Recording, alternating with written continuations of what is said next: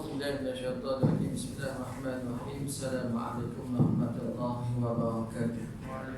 الحمد لله القائل والعاقبة للمتقين ولا عدوان إلا على الظالمين. أشهد أن لا إله إلا الله وأشهد أن محمدا عبده ورسوله. اللهم صل وسلم على سيدنا محمد وعلى آل سيدنا محمد wassalatu wassalamu ala rasulillahi ajma'in. Qala Allah ta'ala fi kitabihil aziz, ya ayyuhalladzina amanu kutiba alaikumus siyamu kama kutiba alal ladzina min qablikum la'allakum tattaqun. Shadaqallahul azim. Qala Allah ta'ala fi kitabihil aziz, wa idza nadaitum ila sholati ittakhadhuha huzwan wa la'iba Zalika biannahum qaumun la ya'qilun. Shadaqallahul azim. Ayat 58 dalam surah Al-Maidah. An Abi Dzar bin Junadah wa an Mu'adz bin Jabal radhiyallahu anhuma an Rasulillah sallallahu alaihi wasallam, ittaqillaha haitsuma kunta wa atbi'is sayyi'atal hasanata tamhuha wa khaliqin nasi bi khuliqin hasan. Allahumma aftah alaina futuhal arifin. Allahumma aftah alaina futuhal arifin. Allahumma aftah alaina futuhal arifin. Amin, amin, amin, amin ya rabbal alamin. Yang dihormati Al-Fadil Tuan Imam, yang dikasihi Tuan Pusi dan staf EJK, dimuliakan para alim ulama dan staf asatizah, tuan-tuan haji, puan-puan hajah, tuan-tuan, puan-puan, ibu-ibu, ayah-ayah muslimin dan muslimat yang dimuliakan, bahkan juga didoakan. Moga-moga insya-Allah biiznillah kita sentiasa berada di dalam limpahan kasih sayang rahmat Allah Subhanahu wa taala. Seperti mana juga dalam petang ini nyatalah dalam kehidupan kita, di mana Allah izinkan kita melekat kepada kebaikan, kita berada dalam sesuatu kebaikan, kita berterusan dalam melakukan kebaikan. Ia satu tanda keberkatan daripada Allah Subhanahu wa taala, yang kita doakan moga-moga ia bersifat kelaziman ataupun ia menjadi mudawamah. Mudawamah bermaksud berterusan, berlangsung dalam kehidupan kita, sehinggalah kita bertemu dengan Allah Subhanahu wa taala. Seperti mana juga dalam pagi ini suatu nikmat yang cukup besar dalam kehidupan kita, iaitu di sebalik nikmat iman, bahkan nikmat Islam yang dinyatakan bahkan dihimpunkan oleh kebanyakan ulama bahawa dua nikmat yang cukup mahal dalam kehidupan manusia, iaitu adalah nikmat iman bahkan nikmat Islam. Bila mana kita namakan nikmat iman bahkan nikmat Islam, kita menyatakan pujian bahkan syukur kepada Allah, kerana Allah mengizinkan, bahkan Allah berkehendak kita berada dalam sesuatu iman bahkan Islam. Kalau sebagai pembandingan, kita boleh melihat apa yang berlaku kepada salah satu bangsa yang pernah hidup sejak zaman dahulu. Bahkan bangsa ini pernah dimuliakan, diangkat oleh Allah Subhanahu wa taala, yakni kita namakan ini adalah bangsa Yahudi. Bangsa Yahudi ini walaupun dia dekat dengan Nabi sallallahu alaihi wasallam, walaupun bangsa Yahudi amat mengenali siapakah Nabi Muhammad sallallahu alaihi wasallam, tetapi apa yang berlaku, bangsa Yahudi menafikan kenabian Nabi sallallahu alaihi wasallam. Tanda yang utama bahawa Allah tidak berkehendak iman itu ada pada Yahudi. Allah tidak berkehendak Islam itu dianuti oleh bangsa Yahudi. Walaupun bangsa Yahudi ini amat mengenali siapakah Nabi akhir zaman, sehinggalah dalam perbuatan bangsa Yahudi mereka selalu berdoa, ya Allah, kurniakanlah kepada kami kemenangan dengan sepenuh keberkatan Nabi akhir zaman. Maksudnya mereka cukup mengenali siapakah yang akan datang di akhir zaman, yakni Nabi Muhammad sallallahu alaihi wasallam. Tetapi bila datangnya Nabi sallallahu alaihi wasallam, apa yang berlaku? Mereka menolak, menafikan kenabian Nabi sallallahu alaihi wasallam. Itu adalah menandakan bahawa bila mana Allah tidak berkehendak kepada iman, bahkan Islam yang ada pada bangsa Yahudi. Kalau kita bincang berkaitan kepada maha berkehendaknya Allah, kita boleh nyatakan sebagai contoh maha berkehendaknya Allah kepada iman Sayyidina Abu Bakar As-Siddiq radhiyallahu anhu. Sebagaimana juga kita menyatakan tiada berkehendaknya Allah kepada iman Abu Jahal. Kenapa kita boleh nyatakan sebegitu? Sebab kedua-dua insan ini sudah meninggal dunia. Kita bagaimana boleh tentu kita Allah berkehendak berada dalam iman ataupun tidak.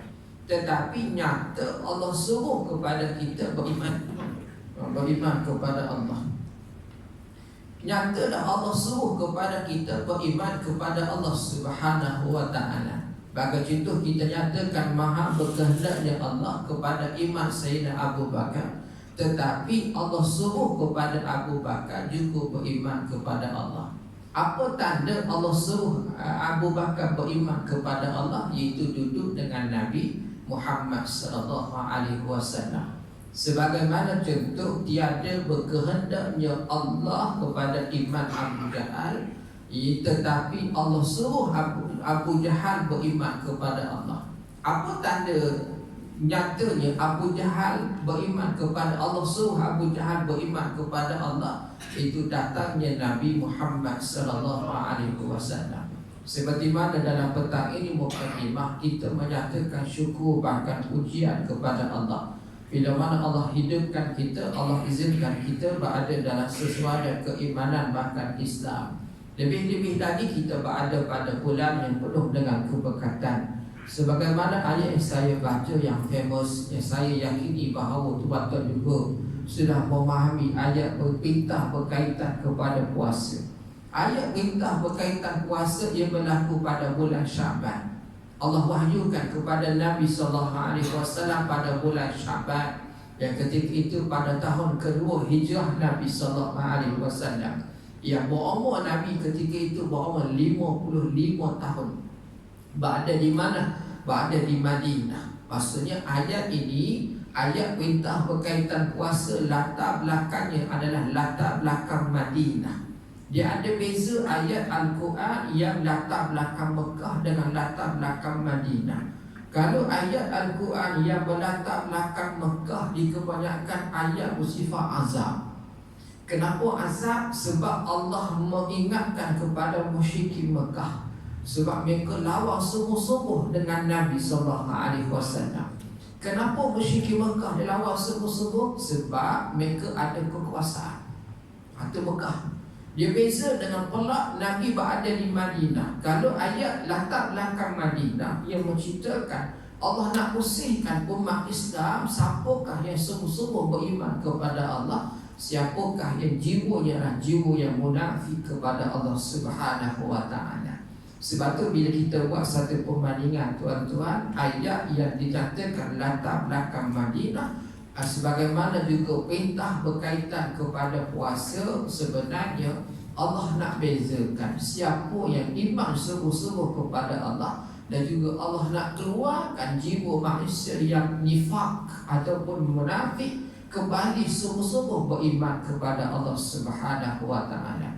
Sebab tu kita melihat ayat berkaitan puasa yang terakhir yang Allah nyatakan la'allakum tattaqun. Puasa dan takwa ni puasa yang biasa tuan-tuan. Kenapa kita mendengar dalam khutbah Jumaat, khatib dalam berkhutbah dia akan menyebut kalimah, dan kewajipan kepada dia di antara wajib dalam khutbahnya menyebut ittaqullah. Kita menyatakan muhasabah dalam kehidupan, tak cukupkah takwa kepada Allah? Saban minggu kita mendengar kalimah itu, tiba-tiba ada satu bulan yang cukup dilebihkan oleh Allah, dimuliakan oleh Allah, tiba-tiba Allah akhirkan, Allah kepilkan, Allah dekatkan kepada la'allakum tattaqun. 11 bulan sebelum ini tuan-tuan, Allah dekatkan juga kepada takwa dalam khutbah Jumaat. Tapi kenapa masuk juga bulan Ramadan ini, Allah dekatkan juga kepada elemen dinyatakan takut kepada Allah. Maka inilah kita kata muhasabah dalam kehidupan, bermaksud bahawa satu penegasan, peneguhan daripada Allah daripada sesuatu yang baik mesti jadi lagi baik kepada Allah Subhanahu wa taala. Sebab bila mana penubuhan khususnya bulan ini untuk takwa, maksudnya bentuk yang sebenarnya suatu penegasan, pengukuhan, suatu pemaksaan sungguh-sungguh biarlah manusia ini menjadi manusia yang ada satu sifat yang berkualiti, yakni takwa kepada Allah Subhanahu wa taala. Itu yang pertama. Patut saya nyatakan dalam petang ini, di sebalik kita duduk mendengar ini, yang pertama kita muhasabah kita dalam kehidupan kita. Kita pun banding dengan tahun lepas, 2 tahun lepas, 3 tahun lepas. Yang bulan Ramadan ini kita sudah jalani dengan pelbagai bentuk ikut umur masing-masing. Dengan 40 tahun kita berpuasa, 50 tahun kita berpuasa, 70 tahun kita berpuasa. Benda yang biasa sahaja tuan-tuan. Sebab ibadah puasa adalah ibadah yang sudah ada sebelum ini, min qablikum, yang pernah berlaku kepada umat-umat yang terdahulu. Kisah Nabi Daud alaihissalam, setengah tahun berpuasa. Nabi Daud alaihissalam setengah tahun berpuasa, itu selang sehari tuan-tuan. Betul? Itu kisahnya. Nabi Ayub alaihissalam berpuasa saat Nabi Ayub sakit penyakit kulit tuan-tuan, selama 18 tahun berpuasa. Betul? Kita kata penyakit kulit yang ada pada Nabi Ayub alaihissalam, ia settle. Allah bagi clue sembuhnya Nabi Ayub alaihissalam dengan mudah bila ada tawakal kepada Allah. 18 tahun Allah nak ceritakan kisah Nabi Ayub alaihissalam. Satu ilmu sahaja menyebutkan Nabi Ayub alaihissalam adalah tawakal kepada Allah. Apa bentuknya? Nabi Ayub sakit 18 tahun, tapi bila mana Allah izinkan kepada Nabi Ayub alaihissalam, Allah perintahkan keluar daripada rumah Nabi Ayub alaihissalam, ketuk pijak tanah, keluarlah air. Maka itulah asbab menyembuhkan Nabi Ayub alaihissalam. Datang daripada mana? Tawakal kepada Allah. Mudah kan? Betul? Kita berusaha sebanyak mana pun kita usaha, setinggi mana pun kita buat tuan-tuan, tidak ada elemen tawakal, maka ia bukan berada dalam keizinan, kehendak dimudahkan oleh Allah Subhanahu wa taala. Bukan nak kata kepada Nabi Ayub alaihissalam, bukan, tapi nak cerita itu model.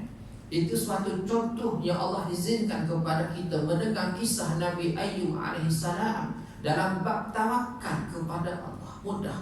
Apa maksud tawakal? Benda kita tak tahu di hadapan kita, nak jadi bagaimana tak tahu. Itu maksud tawakal. Kalau kita jangka benda akan berlaku di hadapan kita, itu bukan tawakal. Walaupun kita boleh anggap apa yang berlaku, sebenarnya kita semacam memutuskan pertalian jiwa kita kepada Allah Subhanahu wa taala. Simple. Kalau kita kaji sifat kehidupan Nabi Ayub alaihissalam, Allahu akbar, mudah keluar ke tanah, pijak tanah, ketuk, keluar air tuan-tuan. Ubati dengan air tersebut. Benda biasa kita kata. Sebelum ni boleh buat kan?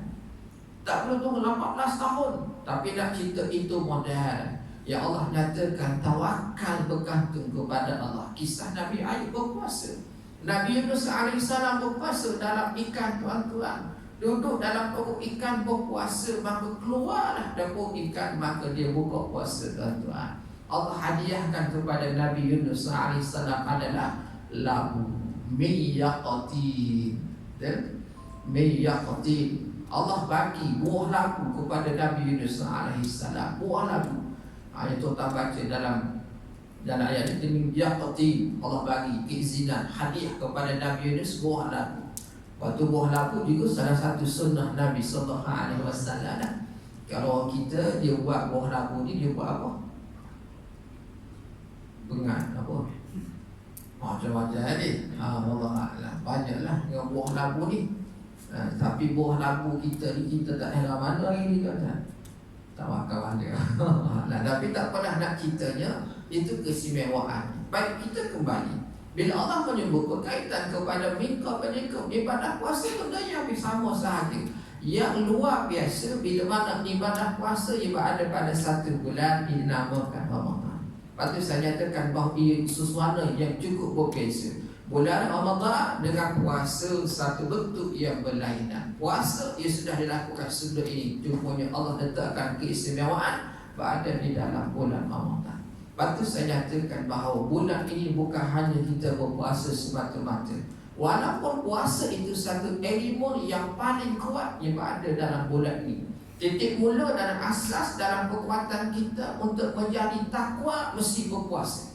Puasa dalam bentuk bagaimana? Pada bahasa dan juga istilah. Kita namakan pada bahasanya imsak, menahan.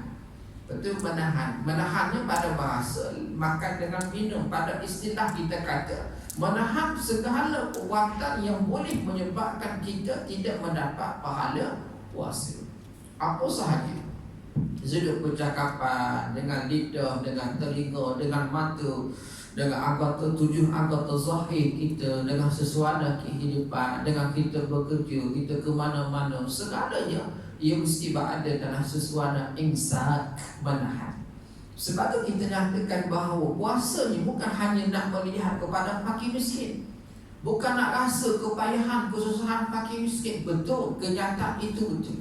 Tetapi kenyataan itu ia tidak sesuai untuk dipandangkan kepada wahyu berkaitan puasa. Dia macam contohlah, apa contoh? Saya datang kepada tuan-tuan petani, contohlah saya pakai cap, saya pakai suwajib, tapi saya kuliah mata sama.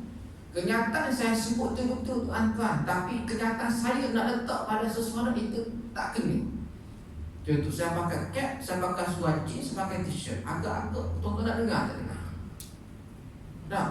Walaupun apa saya sebut tu benda yang sama juga betul, tapi tak kena pada konteks sesuatu itu. Yang tu saya nak nyatakan bahawa bila kadang-kadang ada sebahagian umat kita, dia melihat puasa, dia berpuasa, dia nak rasa kepayahan, kesusahan fakir miskin. Betul, tapi tak kena kepada konteks ayat berkaitan puasa.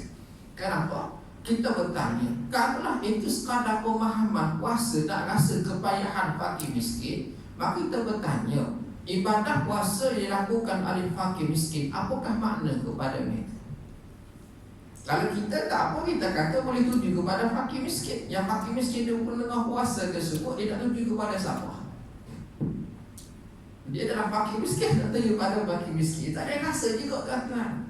Maka kita kata kenyataan itu betul. Lepas tu saya katakan bahawa elemen puasa dalam bulan Ramadan sebenarnya bukan nak rasa kepayahan seorang fakir miskin. Itu hanya hikmah yang mendatang selepas itu. Hikmah yang mendatang. Maksud bagaimana dengan puasa itu kita boleh rasa selepas mendatang. Boleh jadi juga tak boleh rasa kan tuan. Boleh jadi juga tak rasa kan tuan. Betul? Boleh jadi tak rasa. Tapi kita katakan bahawa yang paling utama di sebalik ibadah puasa, tuan-tuan bacanya akhirnya bila Allah nyatakan syahr Ramadan allazi unzila fihi al-Quran. Ayat di bawahnya Allah menyatakan walitukabbirullaha ala ma hadakum wa la'allakum tashkurun. Satu kalimah yang Allah endingkan bahawa walitukabbirullah, maka besarkanlah Allah Subhanahu wa taala. Maksudnya bagaimana? Poin utama di sebalik puasa sebenarnya untuk membesarkan Allah Subhanahu wa taala, bukan nak membesarkan makhluk. Kita angkat. Sebab tu ibadah puasa bukan lihat ke bawah, lihat kepada makhluk itu, fakir miskin ke apa sahaja, tapi sebenarnya kita menangkat ke atas kepada ketinggian kemuliaan, yakni yang Allah Subhanahu wa taala. Itulah makna di sebalik puasa yang ada pada kita. Kita lihat kepada Allah. Contoh kita kata di sebalik sifat-sifat kesempurnaan Allah Subhanahu wa taala, contohnya Allahu Akbar. Kita angkat, tapi kita mula dengan Allahu Akbar. Allah Maha Besar. Betul? Apa maksud Allah Maha Besar? Maksudnya Allah Maha Besar, jadi sifatkan kemuliaan, keagungan itu ada pada Allah yang bersifat qadim lagi azali. Maksudnya bagaimana? Allah tidak perlukan sesiapa pun untuk menyatakan Allah itu Maha Besar, sebab Allah Maha Besar qadim lagi azali. Sedia ada lama dah, tanpa ada makhluk pun menyatakan